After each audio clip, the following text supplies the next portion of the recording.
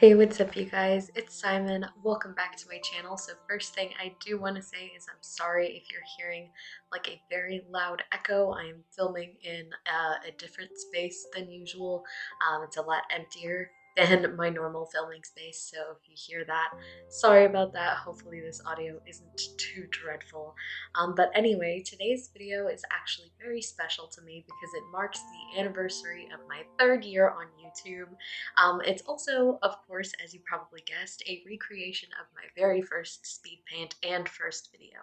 So initially I'd planned to have this video up on the actual date of my YouTube anniversary, but unfortunately some crazy stuff happened and life definitely got in the way. April has been a very, very hectic month for me, but I wasn't going to let that get in the way of this video going out. Also, if you haven't seen my community post yet, you can probably tell that this is not a studio vlog, unfortunately. From now on, I plan to have the last video of every month be a studio vlog that encompasses all of the things I'd worked on over the course of the month, but because of all the chaos that happened in April, I really didn't get a chance to vlog much. That being said, there is at least a tiny bit of really exciting footage to show you guys, so I will be including those clips in May's studio vlog instead, alongside probably what will be like an April recap, because I think the clips are very hectic.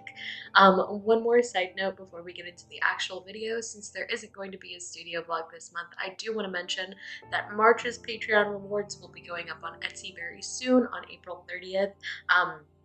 As a reminder, March's Patreon rewards were the frog theme, so that frog girl sticker and the prints and all of that. I will be making a post on the community tab as well as Instagram and TikTok to keep you guys up to date on when those will go live. I'm also thinking about turning some of the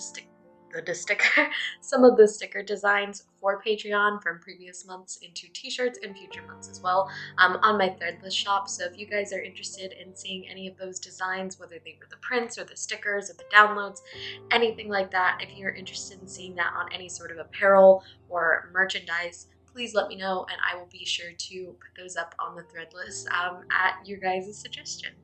So moving along into the actual video, like I mentioned before, this is a recreation of my very first speed paint and YouTube video, and I have to say, when you look at the clips side by side, I am so happy to see not only an improvement in my illustration style, but an improvement in my editing and video quality as well.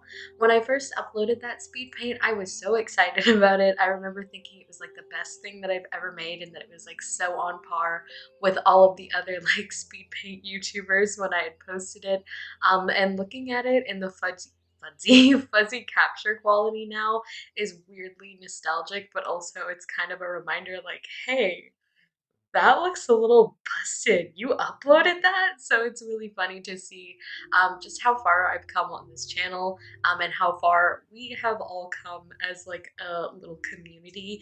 You guys have been insanely supportive of me in these last few years, and I could not ask for better people to be watching my videos. You guys are so amazing. So now for the actual art, I still kind of like the original illustration.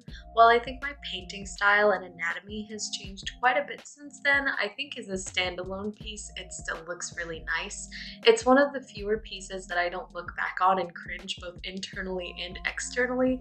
I can definitely see where I made some mistakes in regards to anatomy and just general painting mistakes, but I can still look at it and go, that's not bad. Especially for art that's 3 years old.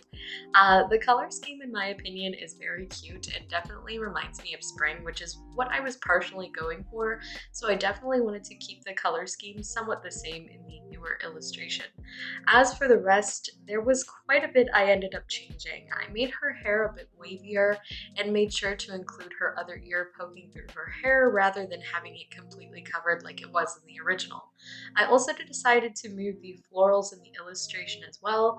I felt like having it capped off at the neckline was like reading really weird and kind of awkward, and there wasn't much going for it in terms of background either. So I thought instead it would be nice to have the flowers make sort of a border around her, but also have her breaking that border.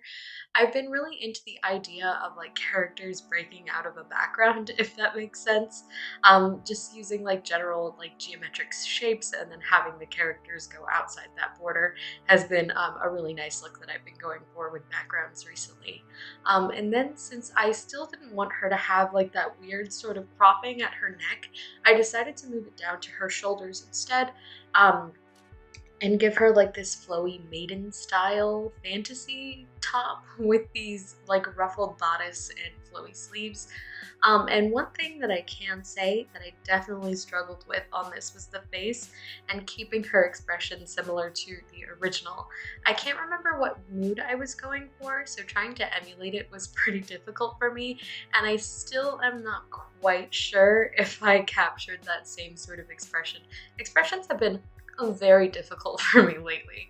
I've also been experimenting with stylizing different features again, so trying to keep things cohesive while still looking nice and on a very, very tight time crunch was a bit of a struggle. I've also been experimenting with my painting style as well. As you guys might have seen from the original speed paint, I used to paint all on one layer. I'd start with a sketch, set it to multiply, go underneath that, add the base colors, and then merge them all down and then do all of the blending together. I've done something similar in recent years, just without the merging of that original sketch layer.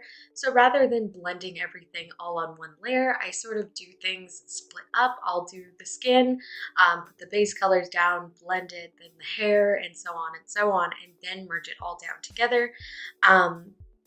However, there has been part of me that's sort of been craving that really blended painterly look again. So trying to decide whether I wanted to go back to my rusty roots with this particular illustration was very conflicting. On one hand, it would be a really nice contrast to the original since they'd be made using the same method, but on the other hand, it's also different than the method that I've been using for the last year or two. So I did end up deciding to go with my normal method, one because of the time crunch, and two, just to stay true to what I've been doing more recently rather than doing what I've kind of been experimenting with, I would say, in the last week or so. So yeah, regardless, I love how the illustration turned out. It has been crazy to see all of the Avengers? I've been watching adventures that this channel has taken me on, and I can't wait to see what other adventures will come. As always, I want to give a big shout out to all of my patrons, but first I do want to mention that if you're interested in any of April's Patreon rewards, one of which I will throw a little sneak peek up on screen somewhere here, there is still time to join the Matcha Mail tier for April. You have until April 30th to join this tier for access to all of April's Patreon rewards, including the physical rewards. So otherwise, they will be going up on the Etsy shop at the end of May. So like I've mentioned in past Patreon, I suppose, spotlights, all of the physical merch gets shipped out at the end of the month, which is why at the very end of the next month is when the rewards come out, so that everybody that subscribes to the tier for that month will get early and exclusive and discounted access to that, versus when it goes up on the Etsy shop, it's a little more expensive, and also it comes a lot later than it would for patrons, just so that, you know, there's a bit more of an incentive, obviously, to join the Patreon rather than ordering them through Etsy, because I wanted everybody to be able to get to the rewards at some point, but obviously if I'm gonna have them as a Patreon tier, there has to be some kind of perk rather than just waiting for Etsy. But yeah, that is obviously still available until the very end of the month, so if you're interested in that, please check out the Patreon. It will be linked down in the description below. As for my patrons, I want to say a huge thank you to Elise Thompson, Duran, Mandy, Sleeps, Created by Twins, and Kruhi. You guys are the best. Thank you so much for continuing to support me every single month. And thank you to all of my subscribers who stuck with me the last few years. You guys mean the world to me, and I don't think I'd still be making art if it wasn't for you. So thank you guys so much, and thank you to my dog who just barked. I love you guys so much, and I'll see y'all in the next one. Bye.